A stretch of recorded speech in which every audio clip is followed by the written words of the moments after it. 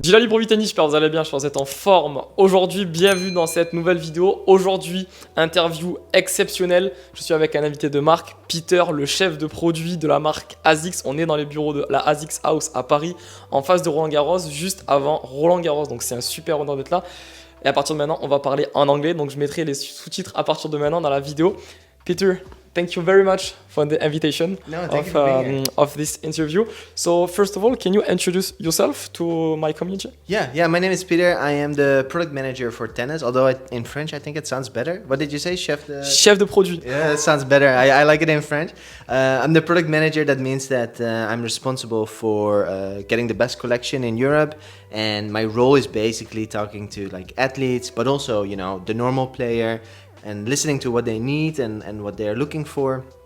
And then I talk to our designers in Japan for the footwear, or in Amsterdam for the apparel, and I tell them like, okay, this is what's happening, these are trends, and maybe we can do this or this and this. So we're always looking for ways to improve, and I'm a little bit like in between to make sure that we have the best collection. Okay, awesome. You work on the tennis product, and also do you work in other sport like track and field and stuff like that? I do padel. So tennis and padel, because these sports are relatively similar and they're really like really big in Europe. Okay. So our footwear designers are in Japan, so for them it's really difficult to get to talk to padel players, for example. So that's where we help them out a little bit. But my focus is for shoes and for clothing, for tennis and padel. Okay, very nice. Okay, Peter, second question. Can you explain us the Asics product philosophy? Yeah, for sure. So we really believe that when you play tennis, you should wear a shoe that is made for tennis, right? And that sounds really simple, but not too long ago, I saw Leila Fernandez. She was playing, I think, US Open in a basketball shoe.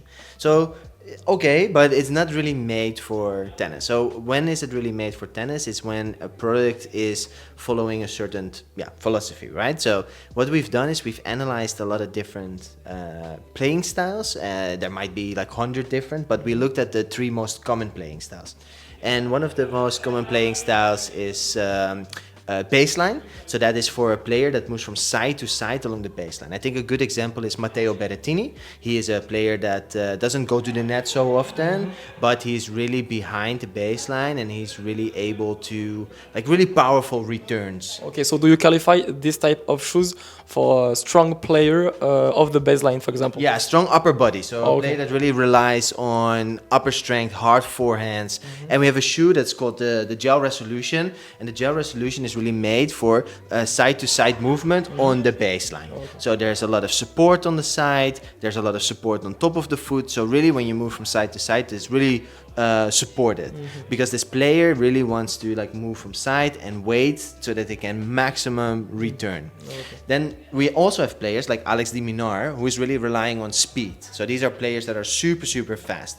They will move from side to side on the baseline, but they will win their points when they come to the net, right? And I have a question for you. Does it matter the height and the weight of the player to choose shoes like that? Maybe a little bit, but not so much. But we see, for example, that a player that is a bit bigger and is a bit stronger, they're often baseline players because they rely on their upper strength, right? And we see that players that are a little bit like lighter and faster, often they are also built a bit lighter. So yes and no, but it's not necessarily that if you are a big, like a tall player with a lot of muscle, that you automatically need to wear one of another shoe. You see quite naturally that baseline players are, like Matteo is like a tall, big guy. Yeah, that for him it's hard to go really fast. And Alex is a much like slimmer guy. He's really like built in a different way. So yes and no, I would say it still comes down to the way you prefer to play versus the way you're built. Okay, so it's really based on the type of playing that the player is going to play on match. Yeah. Playing style is the leading thing in this. Yeah. So we have also I just mentioned, Alex de Minaur is a player that's really fast on the court, right? So this is a guy that, of course, he will move from side to side, but he will win his matches when he comes towards the net, right? I think there's no faster player than Alex. And what we've done when we did the shoe is we looked at how can we make him as fast as possible. So we made the shoe lighter, we made the shoe more flexible, we make sure that whenever he accelerates forward, the shoe will allow him to sprint as fast as possible. Okay, and I was going to ask you this question. What are the main difference between these shoes, the gel resolution, and this one, the solution speed, for example? I think that's a really good question. So if you want to, the main differences are the balance between stability, so the Java resolution is really stable, and flexibility. So if you're looking for a lot of support, then you have the Java resolution, a lot of stability and just comfort when you're like really want to have something that holds your foot. But if you want to have something that's really light and really fast, then you take the solution. So for example, if one player is struggling with getting balance on the course, it's better for him to have shoes like a gel resolution, for example. Sure. Yeah, for sure. But then if you are a player that feels like I can go to the net quite quickly and I like to be a little bit more offensive, so dictate the point and be a bit more attacking, then maybe a lighter, faster shoe allows you to just be a little bit faster to the net, for example. Okay, I have a question, a logical question.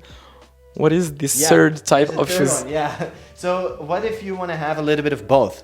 Some people want a little bit of both. Yes. Then we have the Court FF. So the challenge that we had is if you have like a spectrum, you have stability on one side and you have flexibility on the other side. It's really hard to combine these two.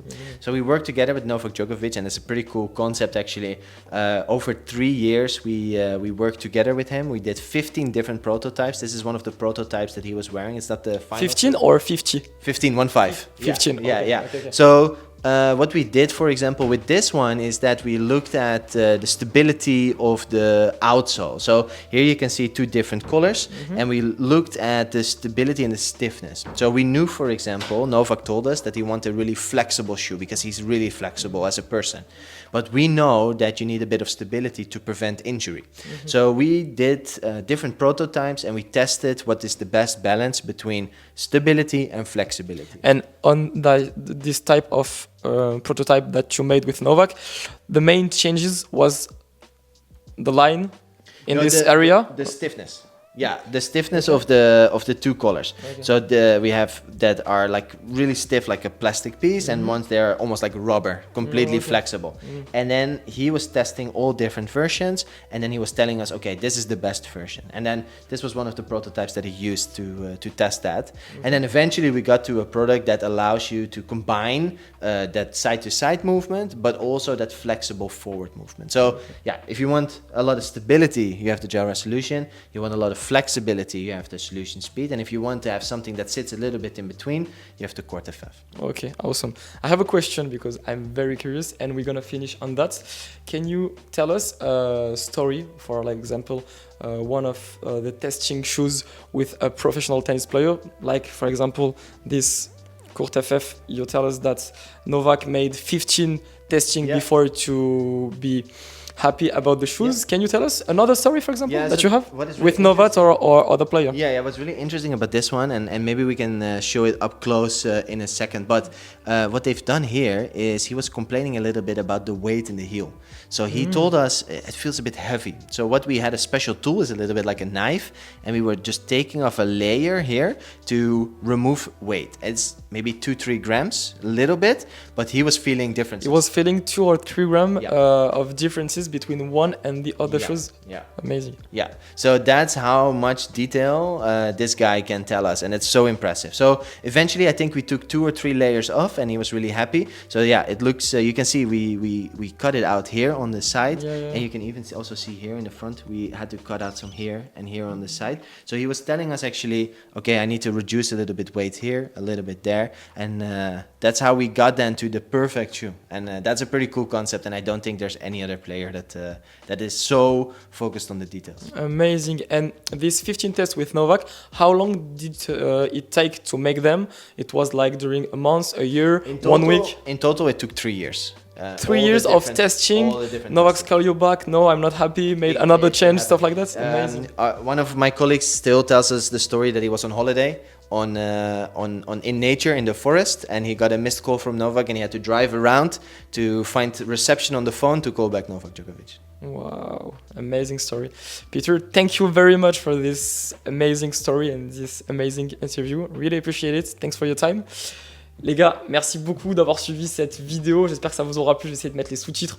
En tout cas, du mieux que j'ai pu, c'est la première interview en anglais, donc soyez indulgents. Mettez un gros pouce en bas de cette vidéo. Dites-moi dans les commentaires ce que vous en pensez de cette histoire. Peter, nice to meet you and thanks for your time. Thank you so much. On se voit à très vite sur Vitennis. C'était Djilali pour Vitennis. Passez une très bonne journée. Prenez soin de vous. Ciao.